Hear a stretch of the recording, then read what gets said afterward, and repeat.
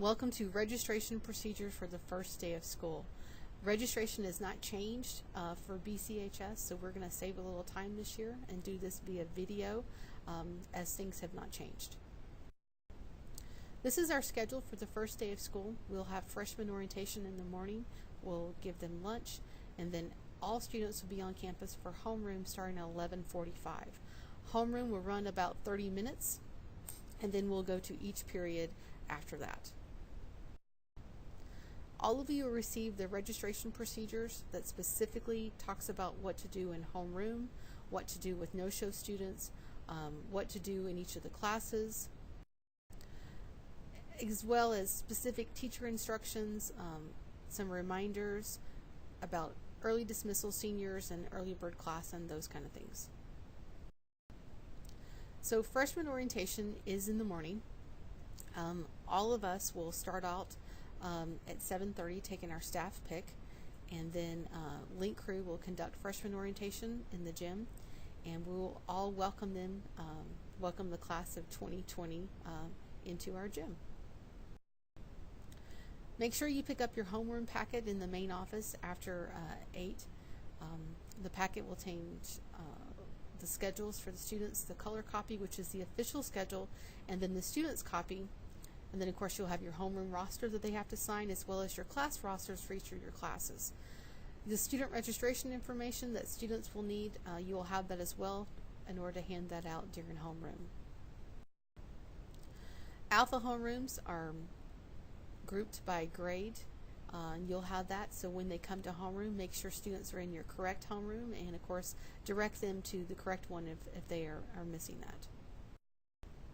This year we did homerooms by area of the building to kind of help our students figure out where they were going, especially the freshmen. The freshmen are all in the front of the building, the 100s and the start of the 200s, and then we kind of go through the rest of the school with the seniors being in the portables.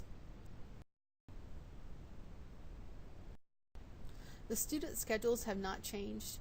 Just want to make sure that you look at different things with the student schedules, especially seniors.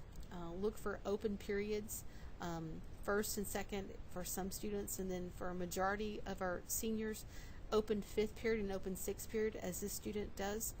If that's the case, understand that they will not go to 5th or 6th period if it says open. So the important part of this is if you have them for 4th period, you will need to pick up their schedule. Make sure when they come to you, they turn in the colored copy to you, and you sign the actual box that says what period it's in, and of course at the bottom date the enrollment. The last teacher that has that student will collect this card. So in homeroom, make sure that you give them the registration information and have them read that while you're taking care of other stuff. The only signed item that they have to return is the health form that they should return on Tuesday. So make sure you call up the kids individually, have them sign in homeroom, and give them both copies of their schedule. This is an example of a homeroom roster where students will sign. During homeroom, if a student is on the list but they're not present, just go to the next name. Hopefully they'll come in later on, and they can sign theirs and get their schedule. If a student has a schedule but they're not on your roster, and they should be, meaning that they're in the correct homeroom, the correct grade, then go ahead and just add that student's name to the roster and have the student sign. If a student is sitting in your room and they're not on the roster and they don't have a schedule, first let's do some troubleshooting stuff. Make sure that they're in the correct homeroom. If you have all freshmen and this is a junior, they went to the wrong spot. But they're in the correct homeroom, but they're not on the roster and they have no schedule, go ahead to send them to Barb in the registrar's office. When they get their schedule, if everything is good on the schedule, make sure that they initial their address, and if it's incorrect, have them highlight it or circle it with the correction. No-show schedules, make sure that you give the schedules to your runner when they come. We will have a set of runners again this year to pick up no-show schedules and get those into Barb. This is a list of our runners. Each runner has no more than 4 rooms because they will be getting the no-show schedules, and at the end of the day they will go back and pick up the schedules. Runner information, make sure that you get your information about where you're picking up schedules, and of course at 11:40 start helping students find their alpha homerooms. So teachers in periods 1 through 6, using your class rosters, go ahead and have students sign your roster, as well as you sign their schedule card and take attendance in Infinite Campus. If the teacher in front of you didn't sign the schedule, make sure you have the kid take care of that.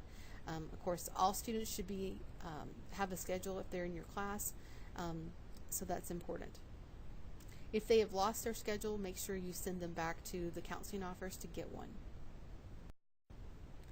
This is a copy of a class roster, and on the comment line, just make sure they sign their name.